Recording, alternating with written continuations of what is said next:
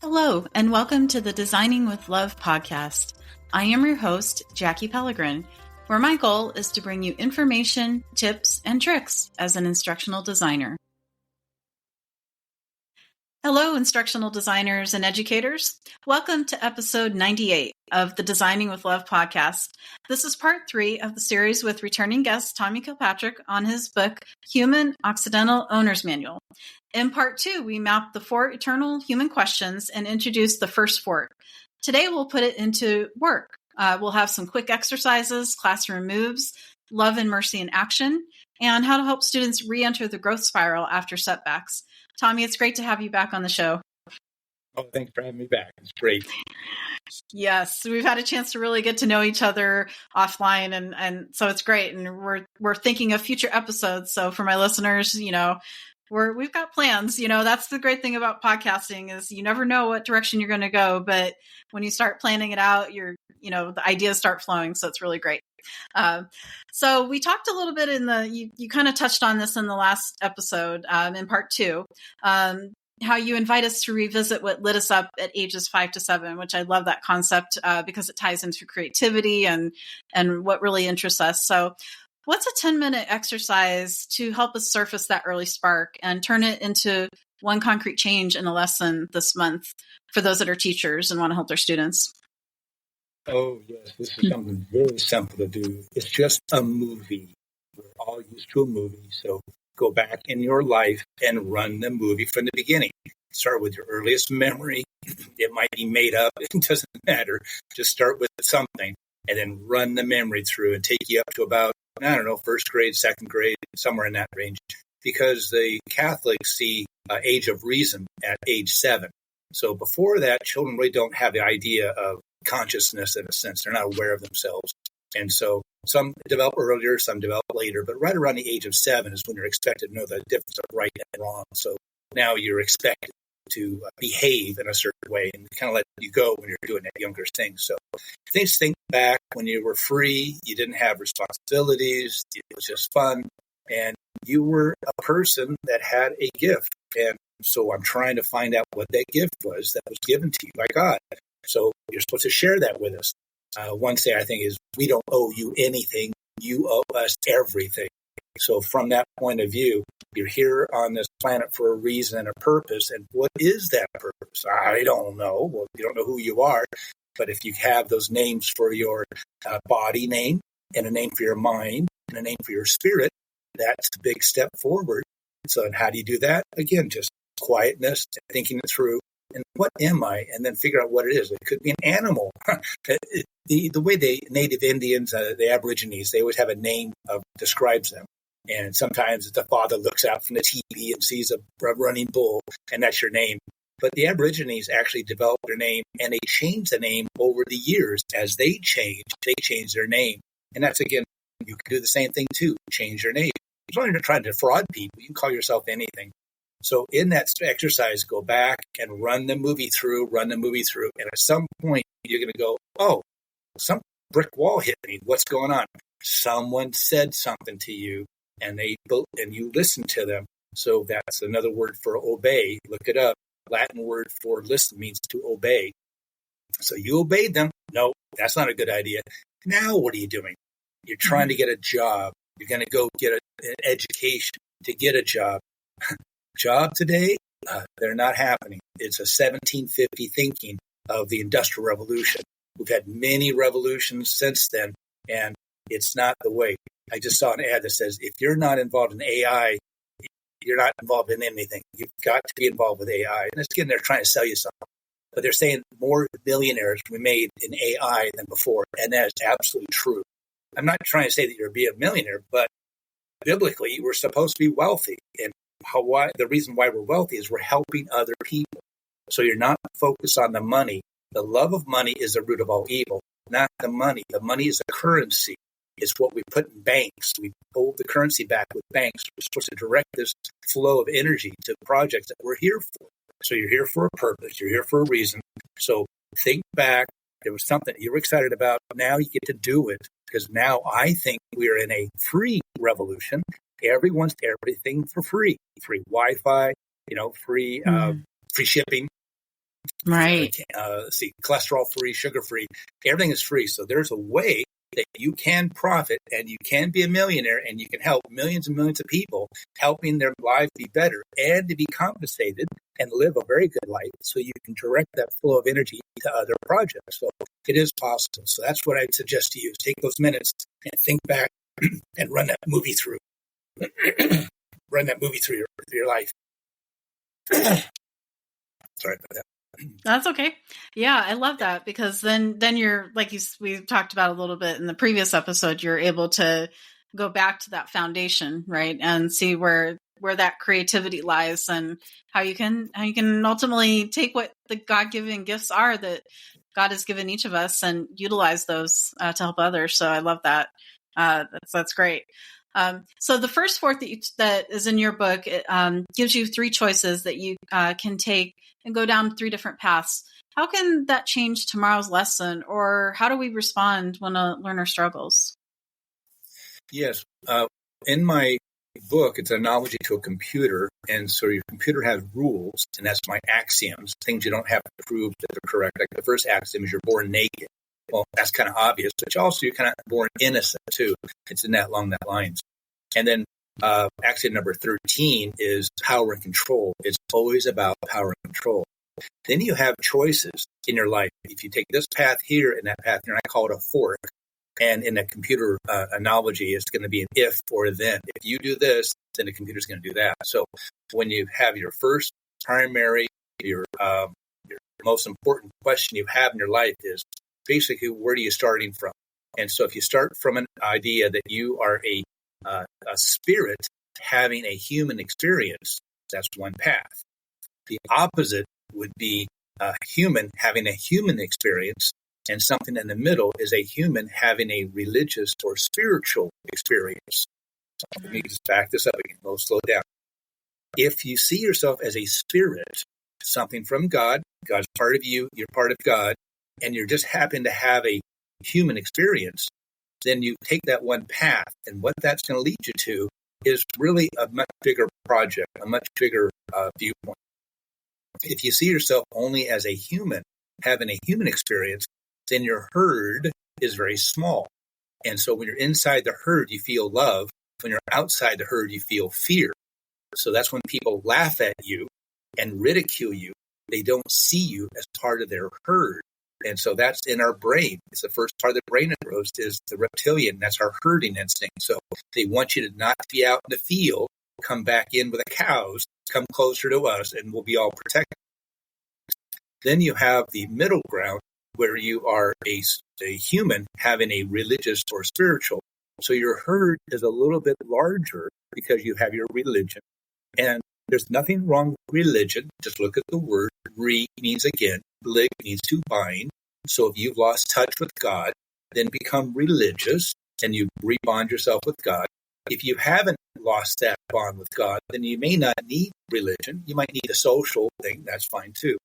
And so that's one viewpoint. And your largest herd is going to be a spirit having a human experience, because you're already being with God. The most greatest possible herds is the universe, even beyond that. So it's a different way of points of view. So when you take one path, it leads you into other paths, and you may not like the conclusion, but then you can back it up and go, well, what if I take that path? And I have about 10 different forks in the road, and you can choose to be optimistic or pessimistic. And there's many different choices you can make along the way. Do you want to live in fear, or do you want to live in love? And so these forks go right along the way, and you can back it all the way up and choose a different path. Try this, see how it is if you're religious, see where that's going to lead you, and then back it up and try the other one. So it's a mental exercise, but it's also a practical exercise too you can do in your life. Wow, that's great. And it can help students as well. If a student is struggling with an area, take them to those first forks and help them make those choices, right? And so they can see where that may lead for them, and it can help them not just in their academics, but in life as well, right? Because many times those all relate to each other. How a student is doing academically, you can kind of tie it back to their personal life or their home life or their social life, right? So being able to relate those all together really helps with that and helping them with that first work.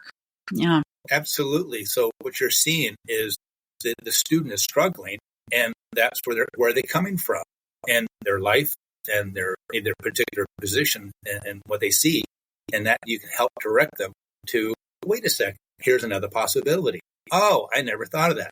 You are the teacher, you're the educator, you're the parent, you have the bigger picture. They don't.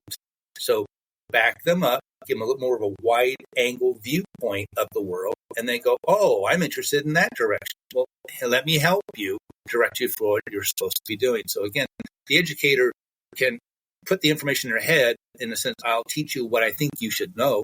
And the other one is be a teacher of what do they want to learn? What a concept. Right. So, okay, what are you interested in? Where are you taking this path? And let me help you. I know the resources that are out there that guide you to your success. So I see it that way too. Right. And it gives the learners and the students a sense of autonomy, and it gives them that self-directedness, and they get to take ownership of it. Because even at a young age, I hear a lot of my students who are educators that talk about that how important it is to give them that early on in life. So that way, when they do get older and they go into high school and college, and then like we talked about the workforce, they're not so dependent upon, oh, I don't know what to do, I don't know where to go. And it seems to me like if we ground them early in life with these types of principles, I think, and exercises, then I think it really helps them later on in life. You set a good foundation for them. Yeah. Because axiom number 13 should be number 1 is power and control. It's always about power and control whenever you're dealing with anybody. And that's where Mary Kay Cosmetics said that every person walks around with a sign on them that says, make me feel important.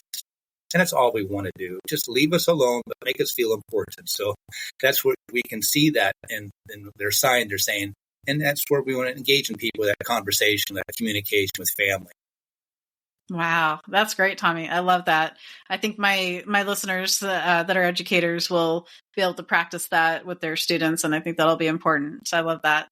So in your book, you emphasize a quiet example, which is love, I give, and mercy, extreme kindness. Can you share 3 everyday practices, 1 personal habit, 1 classroom move, and 1 team ritual that helps students feel love and mercy? Oh, sure. That's just what I have started digging in. I like the origin of words and words meaning. So when I looked up the word love in the language of Hebrew, which I think is actually the first language of our whole society, a historical thing. And it says love is I give. And so if you think about it, God is love. We all say from a Christian point of view, God's love. God loves us. We love God. Well, that means gave. What did God give us? He gave us life every day, every prayer before the meal. It's always an attitude of gratitude. Thank you for being alive and my health. What if you don't have your health? What have you got? So I'm alive, first of all, and very thankful to be healthy. So those 2 things are always there. It's an attitude of gratitude. So when I say that is I give, and that's my whole purpose in life is to love, is to give. If you're not loving, you're not giving. You can call it anything else you want, but if you are growing food, if you're raising animals, if you're something productive, you're building houses, you're doing something productive for other people, then you are showing love. Love is I give it freely. And then this is what I call Rabbi Jesus of Nazareth spoke on the Mount. He said there's 2 new commandments, because if the Messiah came, look up the definition of Messiah, it says that it's the promised and expected deliverer of the Jews. And what that means, deliverer, means to set free. So what did God make this deal with the Jews and then all of a sudden said there's no deal? Right. Because if you don't expand and share this God with everybody, I'm going to nix, you're fired. So he fired the Jews and then brought Jesus here. And then people love a connection, which they didn't do with the Jews. So the Jews are no longer the promised people. They claim they are, but they're not, because anybody and everybody can worship this God. And that's the whole point of God, wanted to be worshipped by everybody. So that was the promised and expected deliverer to be free of the 10 commandments. So God has removed the 10 commandments from you. I know they're pretty good, but he gave it, the new one is with Rabbi Jesus of Nazareth said on the Mount, there's 2 new commandments. One is love and mercy. And mercy is defined as extreme kindness. So what do I do every day?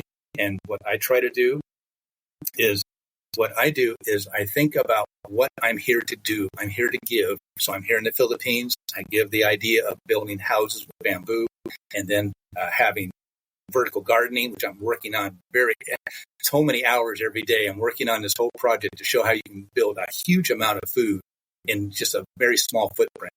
And then with a medical clinic. So that's what I'm here to give. And so that's what I do every day in my life. Is what can I do? And then when I meet up with somebody and I have to show extreme kindness, I just say, you're right. I love that. It's what I say to them, even in their own language. You are right. Gusto ko. Gusto ko means you're right. Let them be right. What's the problem? There's no conflict if you say that they're right and then move on. So your next question is, what can you do to teach this to people? Is have the educators talk about maturity. Maturity is a balance between courage and compassion. So if you can show compassion, there's your love and mercy. And then you also have to show the courage so that you can explain, just say what it is. It's just really easy. Speak reality. This is what I see. And just speak it out loud. And people are going, you're talking about the elephant in the room? Yes, there's a big elephant in the room. The emperor has no clothes. So just speak the truth and not cruelly. That's back to your compassion. But be strong enough. So you are to be the one between the strongest of the strong and the weakest of the weakest. So that's why I taught my children is your job in life is to stand between that bully and the one being bullied, the one who's the strongest of the strong and the weakest of the weakest. And then what you do for your team is to show by example. Show by example. Show your love and show your mercy and explain it and say, you know what? You're right. You do have a legitimate complaint, whatever it is, and speak it out. And that's all they want is confirmation. They're angry. They can't think. So let them be angry. You get angrier. See, anger destroys your liver. It's a chemical that sets it up. So when people tell me they have liver cancer, anger or violence they've had in their life. So you don't want that in your life. So you're an actor. So act like you were angry as they are. Take it up a level above their anger and then bring it down. And if they follow you, you got them synchronized. And now you got to make them laugh at you because it's ridiculous. So be that one outside their herd. And then after you get them to laugh, laughter is the opposite emotion of anger. And now they're laughing, best buddies, and then you change the subject. Do you think it's going to rain today? It's a very good way of diverting things. So when you're in that community, that teamwork, and you've got a conflict, you have to, and that's from the book, How to Make People Like You in 90 Seconds or Less. It's a great little book. And that's what taught me, and I taught it, and I've had other people confirm that that's what they did.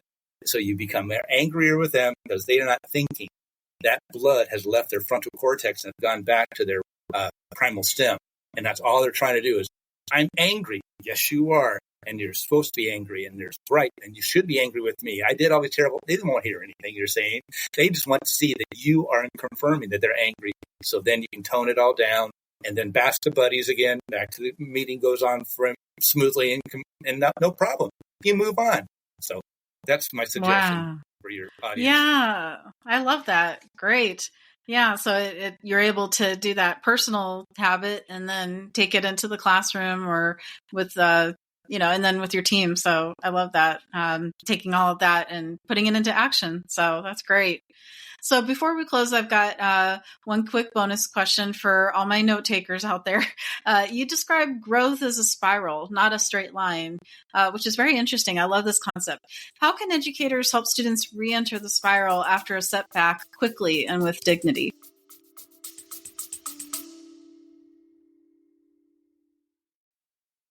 Hello, I have some exciting news to share with all of my listeners. There is a feature called Fan Mail. What this allows you to do is send me a text message anytime during the episode. There's a link located at the top of the description in each episode, and it says send Jackie a text message. So when you click on that link, you'll be able to send me a message letting me know what you thought about the episode and if you have any ideas for future episode content as well. I look forward to seeing your text messages. Thank you.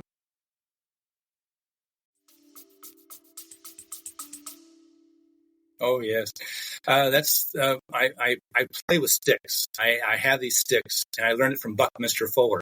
I had never heard about the guy before. I read his obituary, and in 1983, and I've read every book by that guy, and many times over. So I played these sticks. So I have a stick, and it's a certain size and diameter, like a dowel stick, and I'll get some plastic tubing, and I'll bind it with a zip tie. So I take one stick and put another stick to it, and I kind of push back and forth. We can go back and forth and be angry with each other, and who wins is the one who pushes the hardest. I could separate and never see you again, that I'm on my vectorial path. So when you're flying an airplane, they say, can you vector me in? Oh, yes, take this heading, and then take that heading, take this heading, and then you'll be at the airport. So that's one dimension. There's length and direction. So we all have a length and a direction. It's when we connect to somebody, now it's and we take it into like a triangle or a square circle. Now we're in the flat land. So that's two-dimensional. There's no height and stuff. So then when we go to a 3 and we add another thing, we get into 3 dimensions. And that's where we're in this, what I call a fishbowl, a universal fishbowl. So yes, where is God? God is outside the fishbowl watching us. So we're part of God. God's part of us. So what we do with all this is that it's a spiral. Whenever we look at anything growing, it always grows in a spiral. We see it in pine cones. We see it in a storm. You see it in smoke in the air. It always forms a spiral. So anything growing is growing in a spiral. And it's always about 61.8% of the next one. It's a Fibonacci numbers. 1 plus 1 is 2, 2 plus 1 is 3, 3 plus 2 is 5, 8, 13, 21, 34, 55, 89, 144. And these are all, after about 10 generations, they're always 61.8% of the next number. So that's our growth. So what we're looking at is when a child has a setback, it's nothing but a setup for a comeback. So like I think of Michael Jordan, one of the best basketball players ever. He was cut from his high school basketball team. Now, what would that make you do? You could then, oh, woe is me, I'm a victim.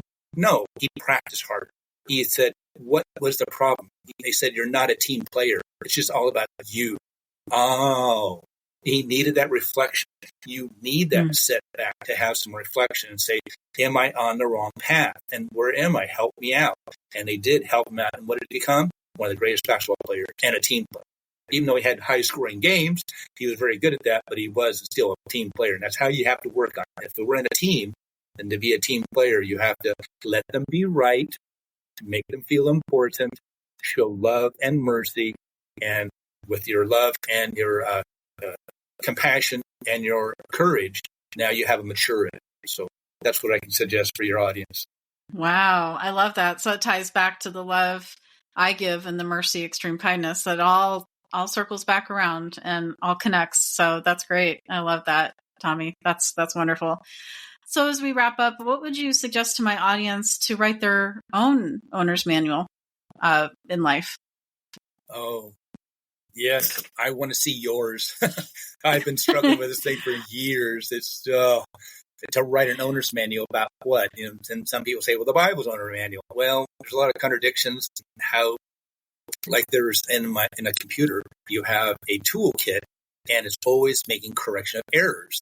So how do we correct errors when maybe it's been told generationally?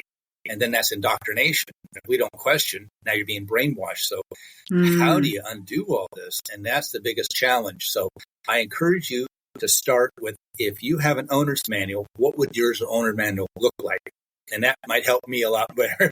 So just start out how you would want to have your owner's manual. If you were born and your mama got a owner's manual, daddy, open it up, and what's it going to do? Love me? Yeah. Then teach me? Yeah. But then don't let me get away with everything. So how do you write that? I don't know. Just start writing and it'll come to you. I started off with 8.5 by 11 piece of paper, and it was with a marker. So I had really big words, and I taped them to the wall. And I had this house I was staying at, and I'm telling you, it was 3 rooms of paper all over trying to figure this whole thing out, where the axioms are, where forks, and how to tie this all together. So I have it for me. It works great for me. Every day I use my owner's manual. I'm always thinking about it. When I hear somebody talking about something, I'll stop that podcast. I'll stop the video.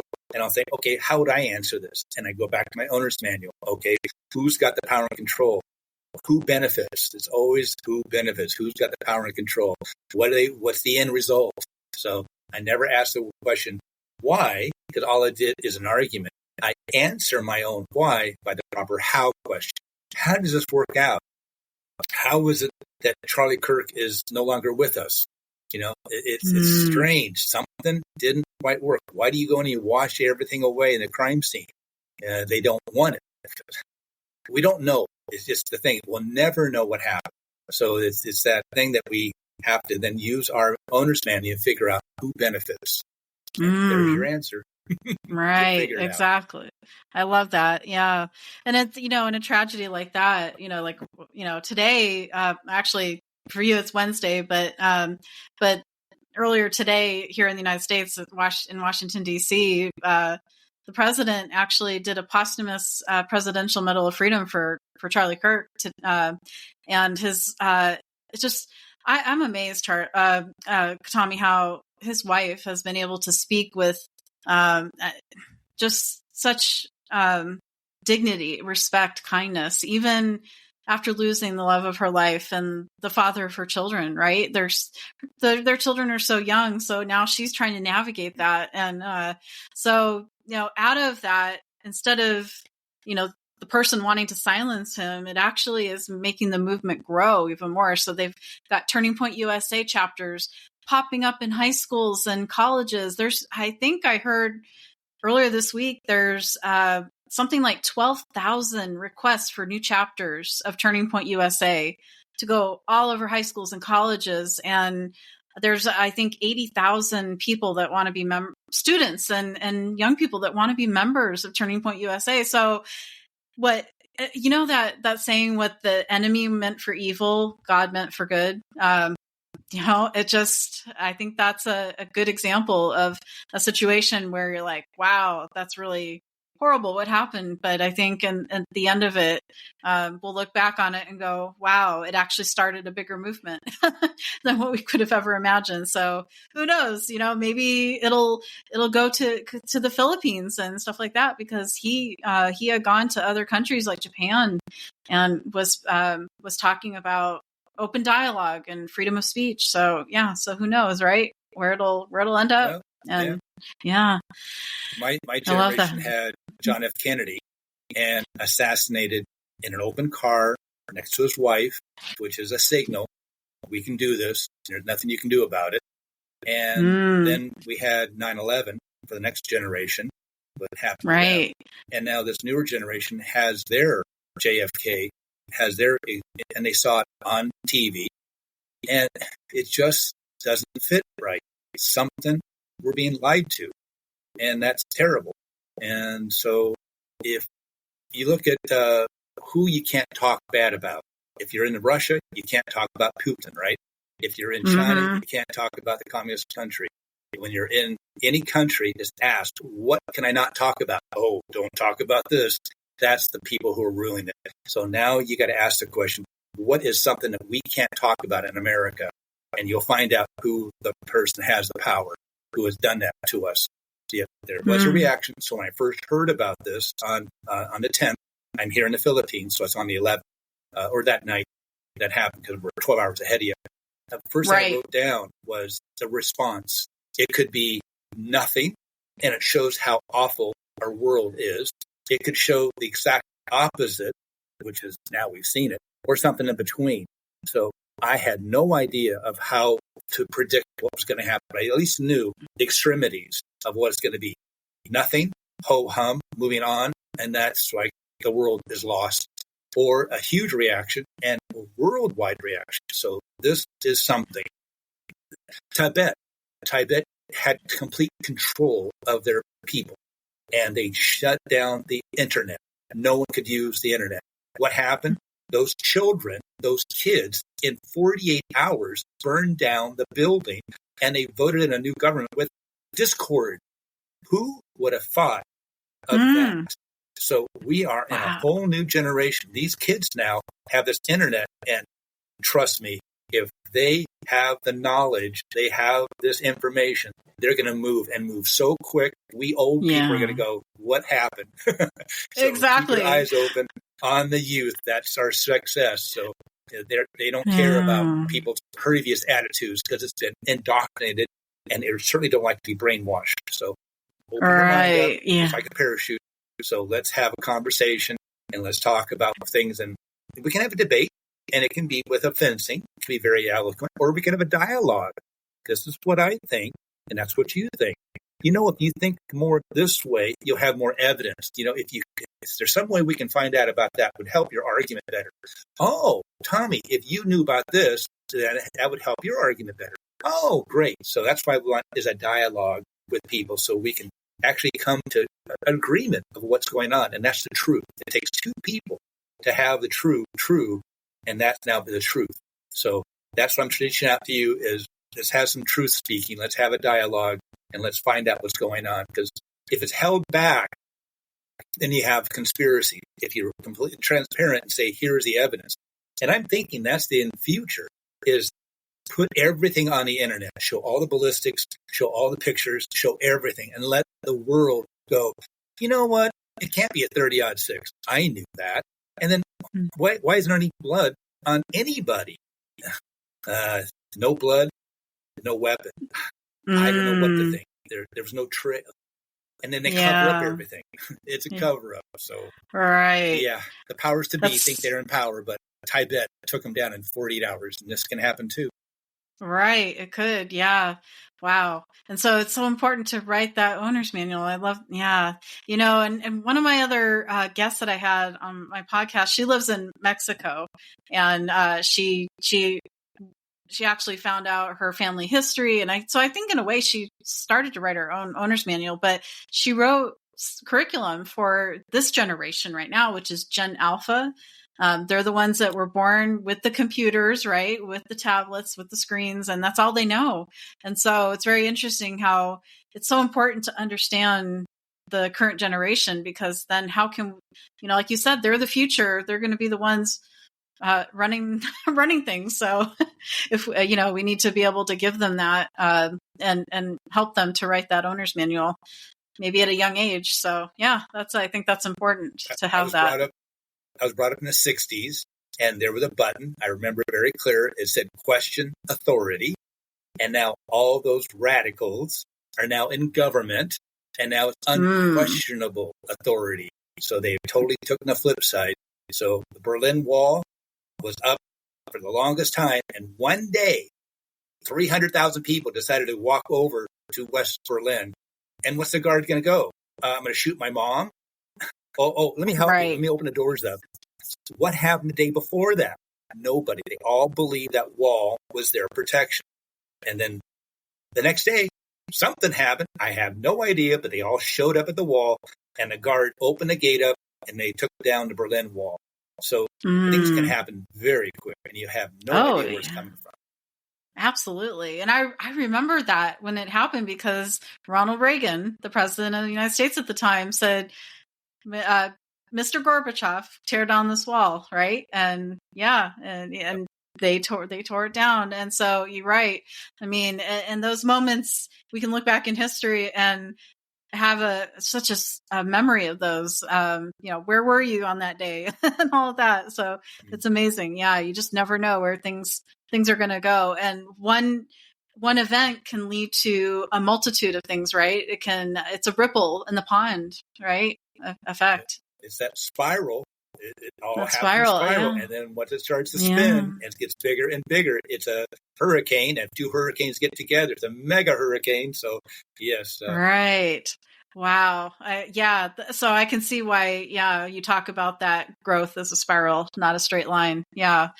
Oh my goodness. Yeah, it reminds me of that movie Twister that came out. What was that, in the late 90s? That was with Helen Hunt, right? And it I remember. And they were trying to put that device. They called it Dorothy, and it had those little mechanisms with the trackers, and they were trying to get it in there, and they kept trying to do it over and over again, and they couldn't get it. And then towards the end of the movie, they were able to do that. And then you see at the end of the movie, there's really nothing left, and they got the belt or whatever it was that they had, but they tied themselves to that that pipe that was underground, and nothing left around them except them. And I'm like, wow, it's just it's really amazing. Yeah, that's great. So, and is there anything, so how would my listeners reach out to you if they've started writing their own owner's manual, or they have questions about that, or they want to, bring some ideas to you? What's the best way for them to reach out to you about that? Sure. Tommy A. Kilpatrick on Facebook is the easiest way. And in the show notes, I'll have my email. So email me. It's a great conversation. I'm not looking for $1. I'm not looking to make any money. So just a conversation to have with you, or a dialogue. I don't want to do a debate. So I'm not interested in debating. Yeah, just a dialogue, a friendly conversation back and forth, like what we're doing today. I love that. So great. Thank you, Tommy, so much for coming back and sharing some practical and actionable ways for us to live out our faith with love and mercy in our daily work. It's just wonderful. So for my listeners, make sure to pick one idea from today. Set your location or your time, like Tommy talked about. Choose your prime emotion, which is that fear or love, and or try that 10-minute purpose exercise and put it into motion this week. So, Tommy, I look forward to having you back on the show again. I'm sure we'll find some more topics to talk about. We will. Great. Thanks again. I appreciate it. Thank you for taking some time to listen to this podcast episode today. Your support means the world to me. If you'd like to help keep the podcast going, you can share it with a friend or colleague, leave a heartfelt review, or offer a monetary contribution. Every act of support, big or small, makes a difference, and I'm truly thankful for you.